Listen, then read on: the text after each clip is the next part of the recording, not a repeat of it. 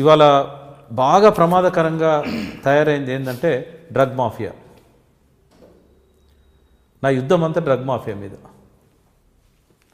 ఒక విష సర్కిల్లోకి నెట్టేస్తున్నారు. సిలబస్లను డామినేట్ చేస్తున్నారు, మెడికల్ ఎడ్యుకేషన్ను డామినేట్ చేస్తున్నారు, నియంత్రిస్తున్నారు. ఒక ఎగ్జాంపుల్ చెప్తాను. ఇది మొత్తం ప్రపంచవ్యాప్తంగా, నాట్ ఓన్లీ తెలంగాణ. విజన్ అన్నప్పుడు గ్లోబల్ విజన్ ఉంది నాకు. ఒక తెలంగాణ, ఆంధ్ర లేకుంటే ఇండియా విజన్ కాదు అది. 80% గుండె జబ్బులను ఒక్క పరీక్ష ద్వారా నిర్ధారించి 10 పైసల మాత్రతో తగ్గించవచ్చు. ఇవాళ చాలామంది రాత్రి బాగుంటున్నారు, పొద్దున్న లేసేసరికి చనిపోతున్నారు. గుండె జబ్బులను నిర్ధారించడానికి టెస్టులు రాస్తారు కార్డియాలజిస్టులు. అలా 2D ఈకో రాస్తారు, లిపిడ్ ప్రొఫైల్ రాస్తారు, TMT టెస్ట్ రాస్తారు. కానీ హోమోసిస్టిన్ లెవెల్స్ రాయరు. హోమోసిస్టిన్ లెవెల్స్ తెలిసినాయి అనుకోండి పెరుగుతున్నాయని, ఒక బి కాంప్లెక్స్ టాబ్లెట్తో తగ్గించవచ్చు. బి కాంప్లెక్స్ టాబ్లెట్ 10 పైసా. కానీ వాళ్ళకి 40,000 ఇంజక్షన్ అమ్ముడు పోవాలా, రోగం ముదిరాలా, స్టంట్స్ అమ్ముడు పోవాలా. మొత్తం భ్రష్టు పట్టిపోయింది మెడికల్ సిస్టమ్ అంతా. డాక్టర్లను ట్రైన్ చేసేటప్పుడు న్యూట్రిషన్ గురించి చెప్పరు. Prevention is better than cure అంటారు, కానీ దాని గురించి ఎవరు చెప్పరు. ప్రివెన్షన్ గురించి నేషనల్ ఇన్స్టిట్యూట్ ఆఫ్ న్యూట్రిషన్ హైదరాబాద్లో ఉంది. వారానికి ఒకసారి నేను పోతా. అక్కడ వాళ్ళకు కూడా చాలా బేసిక్ నాలెడ్జ్ ఉంటుంది తప్ప న్యూట్రిషన్లో ఒక మంచి నాలెడ్జ్ని వాళ్ళు కూడా తీసుకోలేకపోతున్నారు. వరల్డ్ హెల్త్ ఆర్గనైజేషన్ స్టాండర్డ్స్కును మన ఇండియన్ NIN స్టాండర్డ్స్కు చాలా తేడా ఉంది. వరల్డ్ హెల్త్ ఆర్గనైజేషన్ ఏం చెప్తుంది, ఈ ఇన్ఫెక్షన్స్ నుంచి మీరు బయటపడాలంటే 2000 మిల్లీగ్రాములు అంటే 2 గ్రాముల సి విటమిన్ తీసుకోవాలంటది. మన FSSAI వాళ్ళు 40 మిల్లీగ్రాముల కంటే ఎక్కువ ఉన్న సప్లిమెంట్స్ని కానీ ట్యాబ్లెట్స్ని కానీ బ్యాన్ చేశారు. 2000 మిల్లీగ్రాములు ఎక్కడ, 40 మిల్లీగ్రాములు ఎక్కడ? మరి ఇన్ఫెక్షన్స్ రాకుంటే ఎట్లుంటాయి? 2000 మిల్లీగ్రాముల సి విటమిన్ తీసుకున్న వాళ్ళకి, అది కూడా న్యాచురల్ సప్లిమెంట్ లేదా ఫుడ్ ద్వారా, వాళ్ళకి క్యాన్సర్ రాదు, వాళ్ళకి ఇన్ఫెక్షన్స్ రావు. నేను తీసుకుంటున్నా అంటే మళ్ళీ రావద్దు. గవర్నమెంట్ మీదే కాబట్టి ఆ మాఫియా మీద పూర్తిగా ఉక్కుపాదం మోపడానికి మీరు ఏమైనా గవర్నమెంట్ వైపు నుంచి గట్టి యాక్షన్ తీసుకోవచ్చు. దురదృష్టం ఏంటంటే ఇప్పుడు కేసీఆర్ గారు కూడా ఈ అలోపతి యశోద హాస్పిటల్ రావు గారు ఇచ్చిన ట్యాబ్లెట్సే వాడతారు.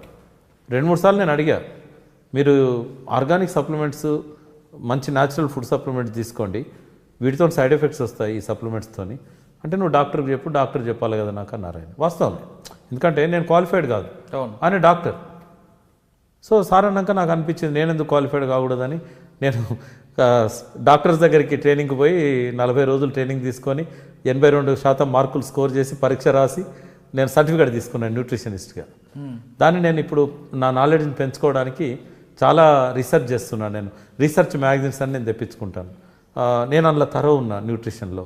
ఆ స్టాండర్డ్స్ని మనం చెప్పినాం అనుకోండి ఎవరికైనా, కేసీఆర్ గారికి కానీ, సెక్రటరీలకు కానీ, హెల్త్ మినిస్టర్కి కానీ, వాళ్ళకి అర్థం కాదు. అది డాక్టర్ చెప్తేనే అది వేదం, శంకులో పోస్తేనే తీర్థం.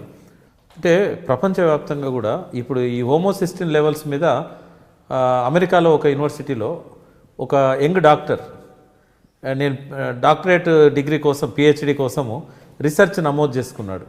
ఎప్పుడైతే ఆయన హోమోసిస్టిన్ లెవెల్స్ మీద రీసెర్చ్ మొదలుపెట్టిండో ఆయనను యూనివర్సిటీ మేనేజ్మెంట్ మీద ఒత్తిడి తీసుకొచ్చి ఈ డ్రగ్ మాఫియా ఆయనను సస్పెండ్ చేయించింది, కాలేజీ నుంచి రెస్టిగేట్ చేసింది. తెలంగాణ రాష్ట్రంలో డ్రగ్ మాఫియా ఆ స్మెల్ కానీ ఆ నీడ కానీ రాకుండా ఉండాలంటే ఏం చేస్తారు? సాధ్యం కాదు, ఎందుకంటే ఫార్మా సెజ్ పెడుతున్నారు కేసీఆర్ గారు. రెండవది ఏంటంటే ప్రపంచానికి ఫార్మా రాజధాని హైదరాబాద్గా డిక్లేర్ చేశారు. అంటే కొంతకాలం దాకా తప్పదు, ఎందుకంటే ఇక్కడ వ్యాపారం అవసరము. ఎక్కడనో ఒకడైతే తయారు చేస్తారు కదా మందులు, ఇక్కడ మనం వద్దంటే వేరే కాడ తయారు చేస్తారు. ఇది పోరాటం అంటే ఇది ప్రభుత్వాలకు సంబంధించింది కాదు ఇది. ఎందుకంటే మన ప్రభుత్వం గురించి నేను చెప్పను, కానీ ప్రపంచంలో అన్ని ప్రభుత్వాలు కూడా, ఈవెన్ అమెరికా ప్రభుత్వం కూడా డ్రగ్ మాఫియా ఇచ్చే డబ్బుల మీదనే ఎలక్షన్స్ విషయంలో ఆధారపడతాయి. అది భారతదేశంలో ఏ పార్టీ అధికారంలో ఉన్నా, ట్రంప్ అయినా, హిల్లరీ క్లింటన్ అయినా, రేపు ఒబామా మిస్సెస్ వచ్చినా కూడా ఎవరైనా డ్రగ్ మాఫియా ఇచ్చే డబ్బుల మీదనే ఆధారపడతారు.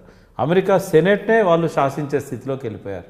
అయితే దీన్ని వాళ్ళతో పోరాటం చేయడం ద్వారా మనం పరిష్కారం చేసుకోలేము, ఎందుకంటే వాళ్ళ శక్తి ముందు మనం చాలా చిన్నది. ప్రజల్లో చైతన్యం తీసుకొస్తారు. ఎగ్జాక్ట్లీ. ఫస్ట్ ఏం చేయాలంటే ఆర్గానిక్ కూరగాయలు తినాలి అనే వైపుగా, ఈ కెమికల్స్ మంచిది కాదు, పెస్టిసైడ్ మంచిది కాదు అనే వైపు నుంచి స్టార్ట్ చేసి ఈ డ్రగ్స్లలో ఉండే సైడ్ ఎఫెక్ట్స్ మీద ఒక చైతన్యాన్ని తీసుకురావాలి. ఇది NGOలు, మీడియా, మాలాంటి వాళ్ళు చేయాల్సింది. ఇది కేవలం కేసీఆర్ గారు ఇంకొకరు ఫార్మాను ఆపేస్తే ఆగేది కాదు. ఇది ఇక్కడ ఫార్మా వద్దంటే డ్రగ్స్ అయితే రాకుంటుండవు, డాక్టర్స్ రాయకుండా ఉండడు. మీరు ఒక డాక్టర్ దగ్గర పోయినప్పుడు మీకు పరిచయం ఉన్న డాక్టరు మీ దగ్గర కన్సల్టేషన్ ఫీజు తీసుకోడు. మీరు సంతోషపడతారు, అందరికీ చెప్తారు ఈ డాక్టర్ నాకు స్నేహితుడు, మీ మిస్సెస్ కూడా ఆనందపడుతుంది పోతే. డాక్టర్ తీసుకోడు, కూల్ డ్రింక్ ఇస్తాడు మీకు. బట్ డాక్టర్కి ఎన్ని రకాల ఇన్కమ్ ఉంటుందో నేను మీకు చెప్తాను. ఆయన రాసే ప్రిస్క్రిప్షన్ మీద ముందు డయాగ్నాస్టిక్ రాస్తాడు, అవసరం లేని పరీక్షలన్నీ రాస్తాడు. అక్కడ కూడా డిస్కౌంట్ ఇస్తారని చెప్తారు. 35%. విజయ డయాగ్నోస్టిక్ వాళ్ళు కూడా మొన్నటిదాకా 35 ఇచ్చారు, ఇప్పుడు ఏదో తగ్గించారు. ఏ ల్యాబ్ కానీ డాక్టర్స్కు 25 to 35 ఇస్తుంది. వాళ్ళ పేరు మీద అకౌంట్ ఉంటుంది, మీరు ఇట్లా పే చేయగానే వాళ్ళ అకౌంట్లోకి వెళ్ళిపోతాయి. నెలకోసారి వాళ్ళ అకౌంట్లో జమ చేస్తారు. సెకండ్ ఏం తెలుసా, మందులు రాస్తాడు కదా, అక్కడ మెడికల్ షాప్ వాడు ఆ మందుల మీద ఏదైతే తీసుకుంటాడో అందులో డాక్టర్ వాటా ఉంటుంది. చాలామంది డాక్టర్స్ పేషెంట్ కూడా 10% డిస్కౌంట్ ఇస్తున్నాడు కదా. పేషెంట్కి 10% ఇస్తాడు, బట్ ఇక్కడ ఎక్స్ప్లాయిటేషన్ 400% ఉంది. 400%లో 10% ఎంత? అక్కడ డాక్టర్కు మామూలు పోతుంది. ఇంకోటి తెలుసా మీకు, ఈ ఫైజర్ కానీ పెద్ద కంపెనీస్ కానీ ఏ కంపెనీస్ అయినా చిన్నవి కానీ పెద్దవి కానీ వాళ్ళ కంపెనీకి మందులు ఒక సంవత్సరంలో ఎంత వ్యాపారం జరిగిందో ఆ డాక్టర్ ద్వారా ప్రతి ప్రెస్క్రిప్షన్ అక్కడ రిజిస్టర్ అవుతుంది కంప్యూటర్లో. మెడికల్ షాపులు అన్నిటి నుంచి గ్యాదర్ చేస్తారు, చేసి ఆ డాక్టర్ ఎంత బిజినెస్ ఇచ్చాడో దాని మీద ఇవాళ వచ్చిన వోక్స్ వ్యాగన్ కార్లు కానీ BMW కార్లు కానీ, తర్వాత ఈ మధ్యకాలంలో అసలు రేవ్ పార్టీలు డాక్టర్లకు విల్లాస్లల్లా మన సిద్దిపేట అంటే గజ్వేల్ నియోజకవర్గ డాక్టర్లది. అంటే ఇప్పుడు పోలవరం దగ్గర షిప్లో తీసుకుపోయి, ఆ తర్వాత సింగపూర్ మలేషియా తీసుకుపోయి నేకెడ్ డ్యాన్స్లు. అంటే ఎట్లా వీళ్ళను ఇచ్చేస్తున్నారంటే వీటి కోసం ఇప్పుడు నిజామాబాద్లో డాక్టర్స్ రాసినన్ని మందులు కానీ ప్రిస్క్రిప్షన్ కానీ ఈ ల్యాబొరేటరీ టెస్టులు కానీ ప్రపంచంలో ఎవరు రాయారు? ఇవన్నీ అవసరం లేదు వాస్తవంగా. వెనకడ నాడి బట్టి చెప్పేవాడు ఏం జరిగింది అనేది. దాన్ని కిల్ చేశారు ఆయుర్వేదాన్ని. యునాని, సిద్ధ, ఆయుర్వేద, హోమియో, అలోపతి ముందు ఇవన్నీ మంచి. అలోపతి మంచిది కాదన్న డాక్టర్లను తప్పట, కానీ క్రిటికల్ స్టేజ్లో తప్పనిసరి అయితే తప్ప అలోపతి దగ్గర పోకూడదు. ప్రివెన్షన్ మీద ఆలోచించాలి. కానీ దురదృష్టం ఏంటంటే ప్రపంచంలో ఏ మెడికల్ సైన్స్లో కానీ సిలబస్లో ఒకటే ఒక బుక్ ఉంటుంది ప్రివెంటివ్ మెడిసిన్ మీద, సోషల్ అండ్ ప్రివెంటివ్ మెడిసిన్. అది ఆ బుక్ చదివినోడు 5 ఏళ్ళు ఎన్నడూ కూడా న్యూట్రిషన్ గురించి నేర్చుకోలేడు. అది ప్రాక్టీస్ కూడా చేయలేరు వాళ్ళు. మీరు ఏ డాక్టర్ దగ్గర పోయి రోగం ఎందుకు వచ్చిందంటే చెప్పరు, ముందైతే ట్రీట్మెంట్ తీసుకోవా బాబు అంటారు. మళ్ళీ రావద్దంటే ఏం చేయాలంటే కూడా చెప్పరు. ఇది ఈ సమస్య ప్రపంచవ్యాప్తంగా ఉంది. మనం డ్రగ్ మాఫియాను ఎదుర్కోలేం, కానీ ఇది ప్యారలల్ సంస్కృతిని పెంచుకుంటూ పోవడం వల్ల న్యాచురోపతి, న్యాచురల్ రెమెడీస్ పట్ల, ఈ న్యూట్రిషన్ పట్ల అవగాహన పెంచుకుంటూ పోవడం వల్ల అది తగ్గుతూ ఉంటుంది. మనం పోరాడి గెలవలేం, వాళ్ళతో ఎలిమినేట్ చేస్తారు, మనుషులను కూడా ఎలిమినేట్ చేస్తారు. కాబట్టి ఈ పద్ధతిలో పోవాలనేది అది నా అల్టిమేట్ గోల్.